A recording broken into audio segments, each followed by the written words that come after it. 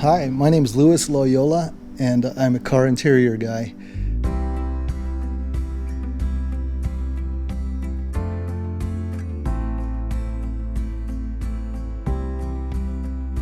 Growing up in Culver City and going to Culver City High School, my passion was surfing, and surfing always seemed to take me away from school.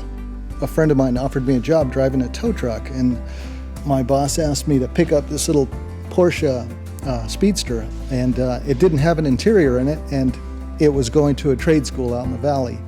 So I towed it out to the trade school and started talking to the teacher, and it just fascinated me. I love tinkering with old cars, but I never thought about doing interiors. Here was this empty canvas, and it was going to be refurbished by students. So that really fascinated me, and it just clicked. I thought, this is what I want to do. The funny thing is, some of my friends that were off to university and getting careers in whatever it might be, accounting or other professions, they kind of giggled at me. They go, "Louis, you're actually going to go learn how to sew?" I go, "Yeah, it's what I like. I just want to surf, and this is what I want to do." And basically, nobody told me I couldn't do it, so I went ahead and did it.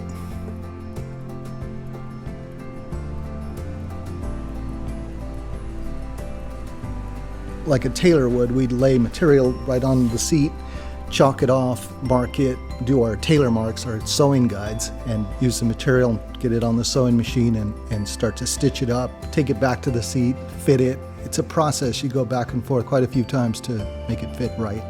We use scissors, we use a machine, some glue, chalk, tape measures, but basically no, nothing's changed. We're still using the same materials and supplies that we were using, in my case, 30 years ago, but probably back in the 20s, this is still the same. I think the most important lesson I've learned in doing this for so long is to make sure the customer is happy.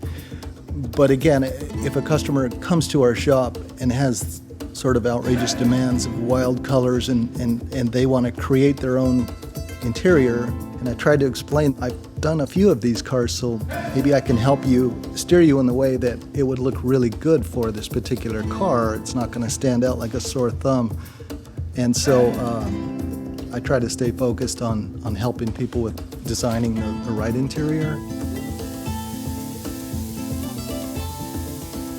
My friends tease me a little bit about it. I have a penchant for old man colors, old man designs, because I think I should have been born in the 1920s or 30s. So I built this 1929 Model A Roadster, and I used cream and tan colors and basically earth tones, whereas most people are using really shiny colors like reds and matte black, and they want them to look really traditional hot rod style. So I went completely the other direction, and they said, "Those colors are hideous. What are you doing?"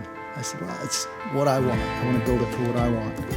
So this car ended up winning first place in a prestigious car show, the Culver City George Barris Show, and it ended up on the cover of Rod & Custom magazine, and it was invited to the Suede Palace at the Grand National Roadster Show.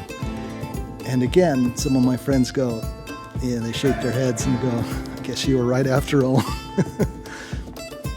I want my customers to see all the lines are straight, all the stitching is consistent, and we try to not let a car leave our shop unless we're really happy with it ourselves, because then we know the customer is going to be happy. But I just want them to appreciate how much time and effort goes into something that we take pride in, because we know if we're happy with it, they're going to be really happy. Some of my friends had questioned my idea of becoming a so-called seamstress. They would tease me on that, learning how to sew.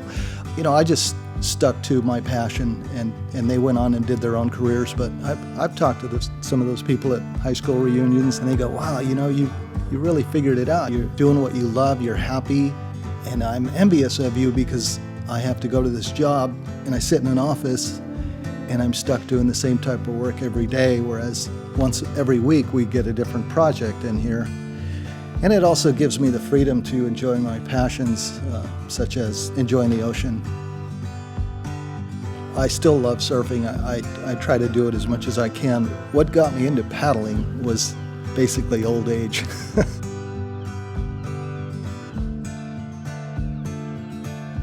Well, hopefully my future holds this. I'm healthy enough to go play in the ocean, and my hands are strong enough to still make people happy doing interiors. I live a simple life. I like doing traditional things, and just health and family is my future and my aspirations.